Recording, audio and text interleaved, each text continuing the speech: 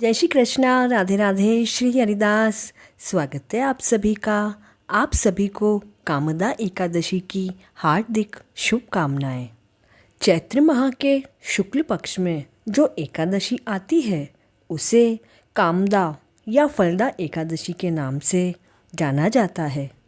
विष्णु पुराण के अनुसार व्रत करने वाला व्यक्ति कभी भी प्रेत योनि में नहीं जाता है। इस एकादशी की कथा श्रवण मात्र से ही हमें वाजपेयी यज्ञ का फल प्राप्त होता है। कामदा एकादशी करने का महत्वपूर्ण लाभ यह होता है कि राक्षस आदि योनि से छुटकारा मिलता है। वह सभी कार्यों को सिद्ध करने में, वह सभी कामनाओं को पूर्ण करने वाली यह कामदा एकादशी है। कामदा एकादशी के दिन भगवान विष्णु अथवा अपने घर में विराजित ठाकुर जी के आम, खरबूजा, तिल, दूध व पेड़े का भोग अवश्य रखें। और हाँ, अगर आपकी कोई विशेष मनोकामना है तो उसके लिए मखाने की खीर का भोग अवश्य लगाएं। उससे आपकी मनोकामना पूर्ण अवश्य होगी। तो आइए अब श्रवण करते हैं कामदा एकादशी की व्रत कथा का। एक बार भगवान श्री कृष्ण व अर्जुन के मध्य चर्चा हो रही थी। कुंती पुत्र अर्जुन ने भगवान श्री कृष्ण से कहा, हे मधुसूदन, मेरा नमन स्वीकार करें। मुझ पर कृपा करके आप चैत्र माह के शुक्ल पक्ष में आने वाली एकादशी के बारे में विस्तार पूर्वक बताएं।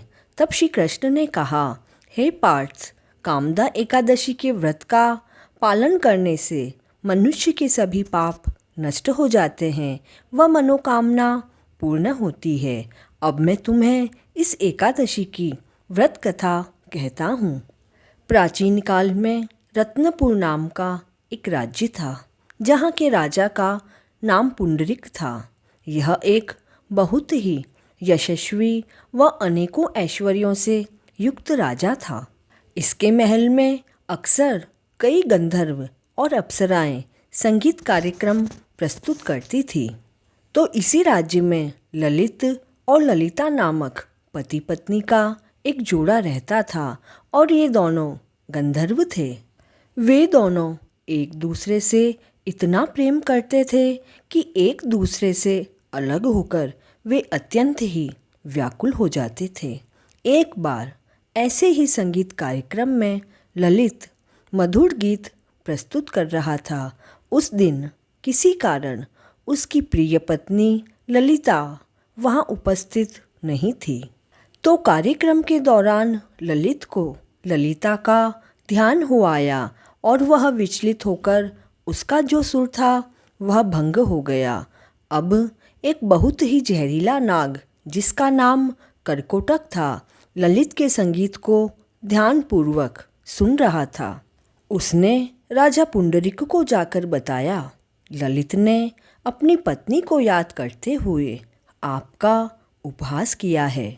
आपकी सभा में सबके सामने उसका आपका बहुत अपमान किया है। यह सब सुनकर राजा अत्यंत ही क्रोधित हो गया और बिना कुछ सोचे समझे उसने ललित को श्राप दिया कि वह एक नरभक्षी राक्षस बन जाएगा। उसी क्षण ललित एक विशाल महाराक्षस में परिवर्तित हो गया। उसके अत्यंत भयंकर मुख से अग्नि निकल रही थी। तो एक राक्षस के शरीर में वह बहुत सी पीड़ा और यातना भुगतने लगा। ऐसी स्थिति में सबसे भागकर वह एक वन में रहने के लिए चला गया। अपने पति का ऐसा भयानक रूप देखकर ललिता बहुत दुखी हुई और उसके पीछे पीछे वह भी वन में चली गई। वह दिन रात अपने पति के उद्धार के लिए समाधान खोजती रहती थी। तो एक बार वह अकस्मात ही ऋषि श्रृंगी के आश्रम में पहुंच गई। ऋषि श्रृंगी को प्रणाम करके वह उनसे विवशतापूर्वक प्रार्थना करने लगी कि वे उसके पति के लिए ऐसी दयनीय हालत का कोई समाधान बताए। वह बहुत ज़्यादा दुखी थी।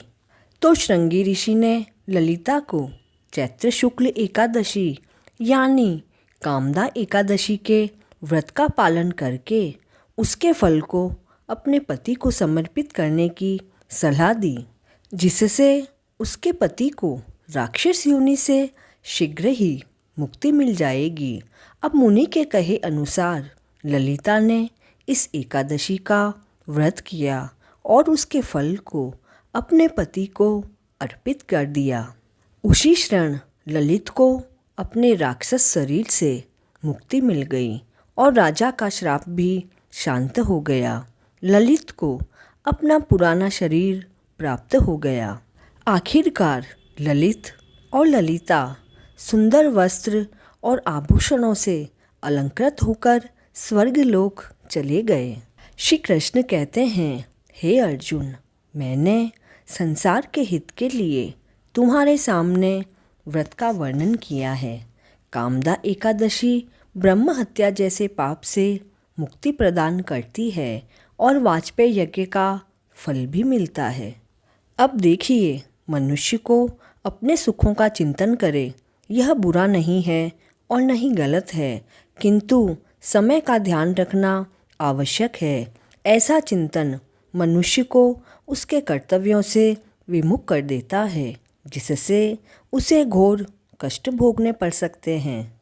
गंधर्व ललित ने भी राक्षस होकर घृणित करारी किए और कष्ट भोगे, किंतु भगवान विष्णु की कृपाओं का कोई अंत नहीं है। वह मनुष्य को उसका मनचाहा फल देते हैं, किंतु जब मनुष्य स्वयं कर्म करे और उसका फल किसी दूसरे को अर्पण करे तो उसका वह कर्म तप से भी अधिक प्रभावशाली होता है और पुण्य दान करने वाला देवतुल्य हो जाता है। वैसे तो हर एकादशी के व्रत के अनेकों अनेक लाभ होते हैं, लेकिन सबसे महत्वपूर्ण यह है कि इस दिन हमें ओम नमो भगवते वासुदेवाय महामंत्र का अधिक से अधिक जप करना चाहिए, जिससे कि हम भगवत भक्ति के मार्ग पर तीव्रता के साथ आगे बढ़ सकें। Please like, share and subscribe this channel.